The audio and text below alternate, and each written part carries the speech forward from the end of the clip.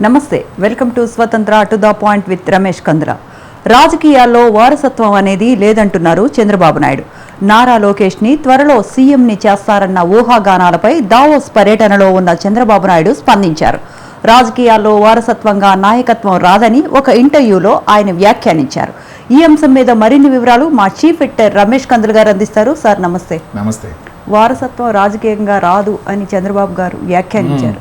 దీనిపై డీటెయిల్స్ ఏంటి సార్? దావోస్లో ఆయన చాలా మందికి ఇంటర్వ్యూస్ ఇచ్చాడు. నేషనల్ మీడియా అక్కడ చాలా భారీ ఎత్తున ఉంటుంది, ఎస్పెషల్లీ బిజినెస్ మీడియా, తర్వాత ఇంగ్లీష్ ఛానల్స్, పేపర్ల వాళ్ళు.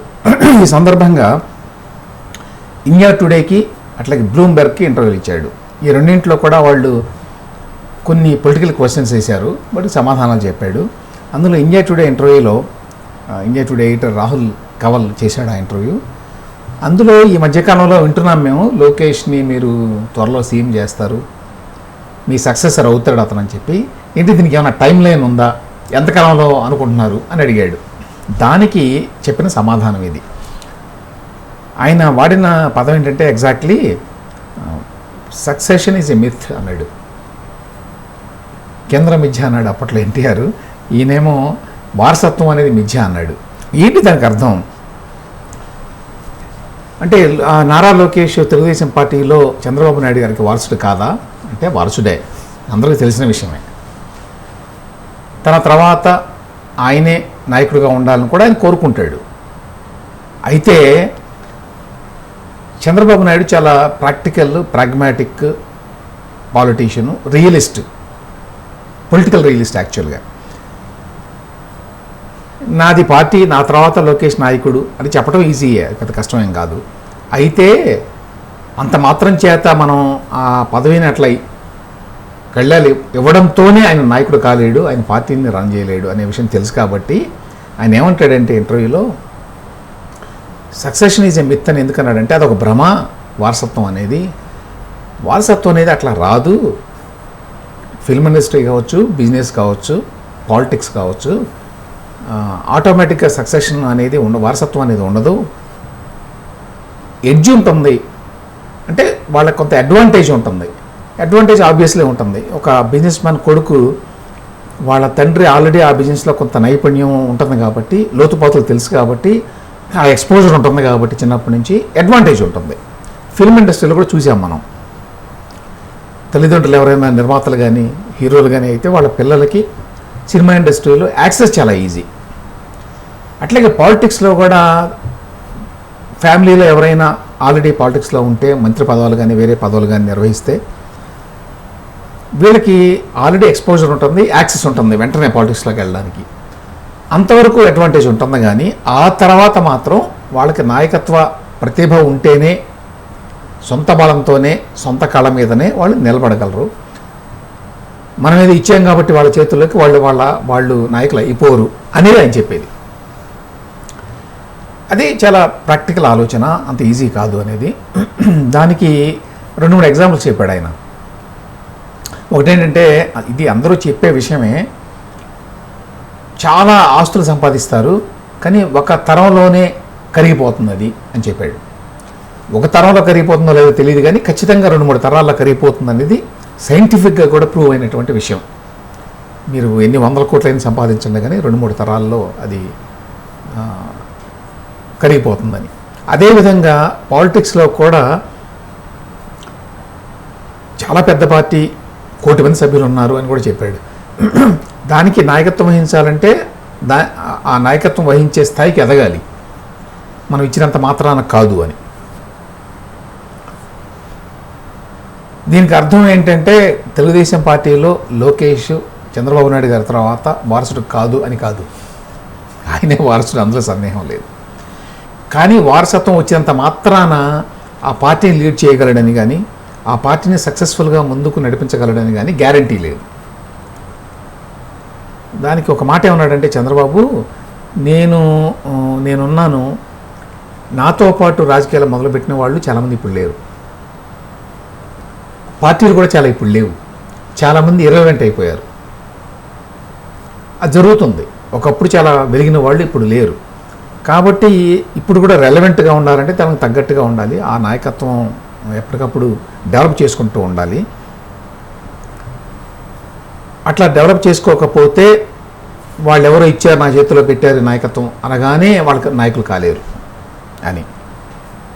సో ఇక్కడ నాకు అర్థమైన పాయింట్లు రెండు. ఒకటి, లోకేష్ వారసుడు అవునా కాదా అనే విషయంలో డౌట్ ఏం లేదు, వారసుడు లోకేషే.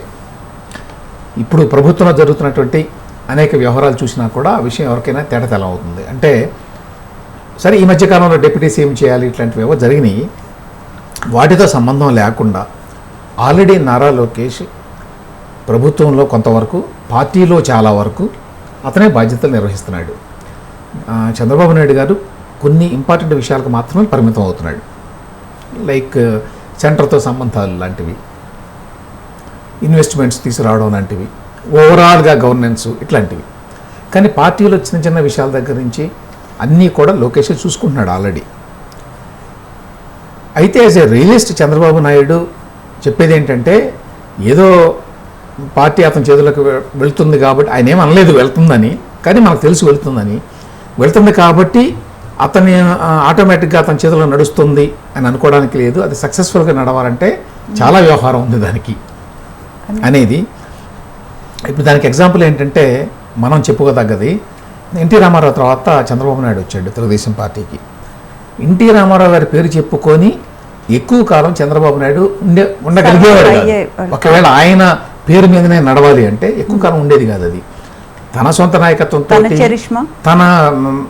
తాను కష్టపడి తనకంటూ ఒక ఇమేజ్ని ఏర్పరచుకొని, ఎన్టీ రామారావుతో సమానంగా కాకపోయినా అందుకోసం అని చెప్పి కొత్త ఐడియాలజీస్తో అంతకుముందు ముఖ్యమంత్రులు చేయలేని కొన్ని పనులు చేసి, ఐటీ అని,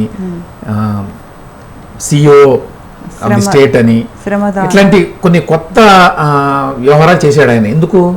ఎన్టీ రామారావు గారి దగ్గర నుంచి డిఫరెంట్గా, డిస్టింక్ట్గా ఒక ఐడెంటిటీ తెచ్చుకోవాలి నాకంటూ నేను ప్రయత్నించాడు, కష్టపడ్డాడు, ఒక గుర్తింపు వచ్చింది. అందువల్ల ఇవాళ ఎవరో కూడా ఎన్టీ రామారావు గారి వల్ల ఇప్పుడు 2024లో ఈ పార్టీ గెలిచింది అని అనలేరు.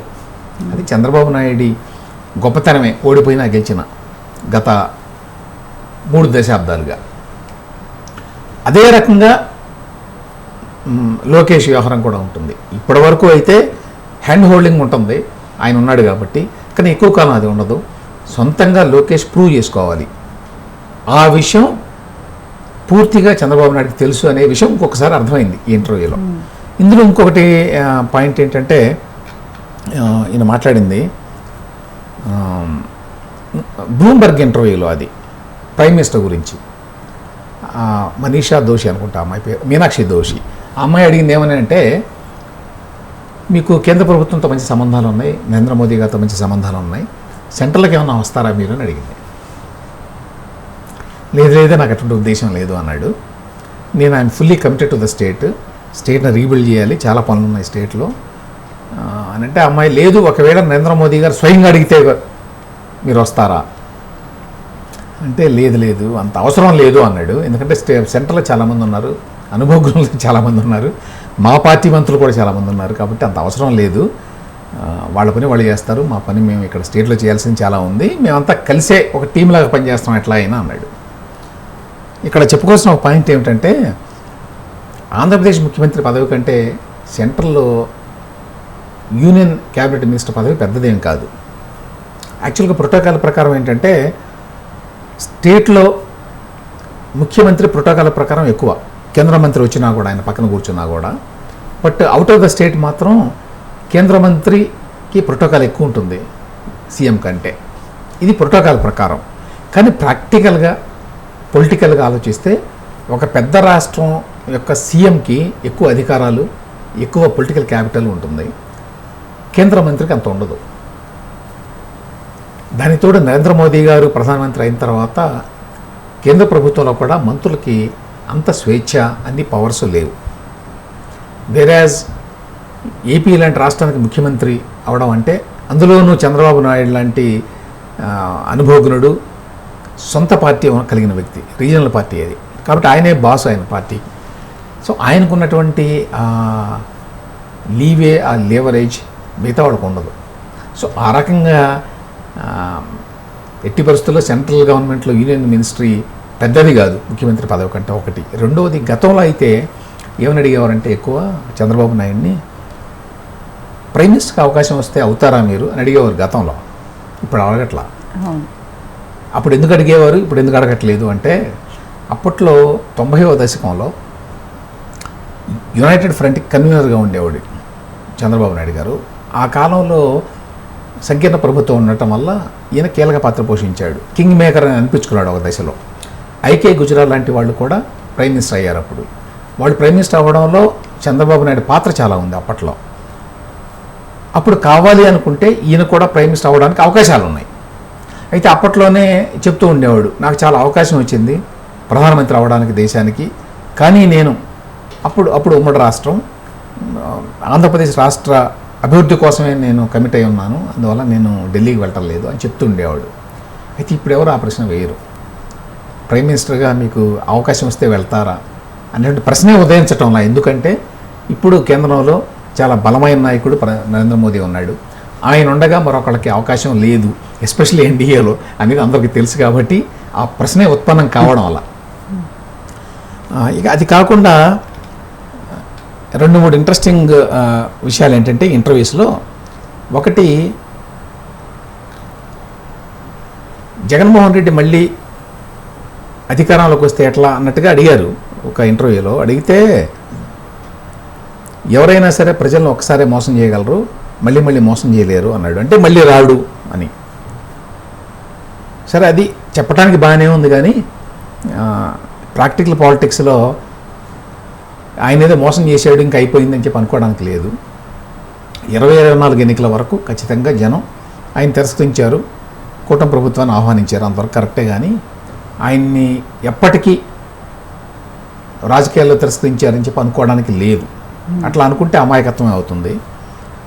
కాకపోతే రిటారికల్గా చెప్పాలి కాబట్టి ఇంటర్వ్యూస్లో అట్లా చెప్తారు. ఇప్పుడు చాలామంది కన్సర్న్ ఏంటంటే, జగన్మోహన్ రెడ్డి ప్రభుత్వం మీద ఇన్ని అక్కడ కూడా చాలా ఇంటర్వ్యూస్లో మాట్లాడాడు. ఏంటి, 2019 నుంచి 2024 వరకు చాలా డ్యామేజ్ అయిపోయింది, చాలా నష్టం జరిగిపోయింది రాష్ట్రానికి, ఇట్లాంటివన్నీ చాలా అవినీతి జరిగింది, అక్రమాలు జరిగింది, వాటి మీద సరైన చర్యలు తీసుకోవటం లేదని చాలామంది మాట్లాడుతున్నారు. ఎందుకు మాట్లాడుతున్నారంటే, కన్సర్న్ ఏంటంటే, జగన్మోహన్ రెడ్డిని మీరు అంత లైట్గా తీసుకుని వదిలేస్తే ఇప్పుడు తర్వాత ఆయన మేకై కూర్చుంటాడు మళ్ళీ. కాబట్టి జనాన్ని మోసం చేశాడు, మళ్ళీ రాడు అని చెప్పి అనుకోవటం అనేది అది తమను తాము మోసం చేసుకోవటం లాంటిది అనేది చాలామంది అభిప్రాయం. అది కాకుండా ఇంకొక ప్రశ్న ఏంటంటే, ఇంటర్వ్యూస్లో ఈ అదానీ విద్యుత్ కాంట్రాక్టుల మీద అడిగారు. అందులో జగన్మోహన్ రెడ్డి గారి రోల్ కూడా ఉంది కదా. ఆయన రోల్ గురించి అడగలేదు, కానీ ఈ అదానీ విద్యుత్ కాంట్రాక్టులకు సంబంధించి ఏమైనా చర్యలు తీసుకుంటున్నారా మీరు అని. సో ఆయన ఇచ్చే సమాధానం బట్టి క్లియర్గా అర్థమైన విషయం ఏంటంటే, దాని గురించి ఎటువంటి చర్యలు తీసుకునే ఉద్దేశం లేదు. ఎందుకంటే ఆయన ఏం చెప్పాడు అంటే, అమెరికాలో ఆ కేసు విచారణ జరుగుతోంది, ఆ కేసు విచారణలో ఇందులో అక్రమాలు జరిగినాయి, అవినీతి జరిగిందని బయటపడితే, కొత్త విషయాలు వెల్లడైతే అప్పుడు చర్యలు తీసుకుంటాము, ఈ లోపల మేము ఏమీ చేయము, ఎందుకంటే మాకు కాంట్రాక్చువల్ ఆబ్లిగేషన్స్ ఉన్నాయి ఆ ఒప్పందంలో అని చెప్పాడు. సో దాన్ని బట్టి క్లారిటీ ఏమిటంటే, ఆయనే చెప్పినట్టు గతంలో లడ్డూలాగా దొరికింది ఈ కేసు, కానీ ఏం చేయడం లేదనేది అన్నాడు ఒకసారి. అందులో నిజంగానే ఏమీ చేయడం లేదు వీళ్ళు. చేయకపోవడానికి కారణం అందరూ అనుకునేది ఏమిటంటే, అదానీ వ్యవహారం ఇందులో ముడిపడి ఉంది కాబట్టి, అదానీ అంటే మోదీ గారికి దగ్గర కాబట్టి, జగన్మోహన్ రెడ్డి మీద ఎంత కోపం ఉన్నా జగన్మోహన్ రెడ్డి యొక్క పాత్ర ఇందులో ఉంది అని చెప్పి అమెరికాలో FBI చెప్పినా చర్య తీసుకునేటువంటి పరిస్థితుల్లో చంద్రబాబు నాయుడు గారు లేరు అనే విషయం మరొక్కసారి స్పష్టమైంది దీంతో.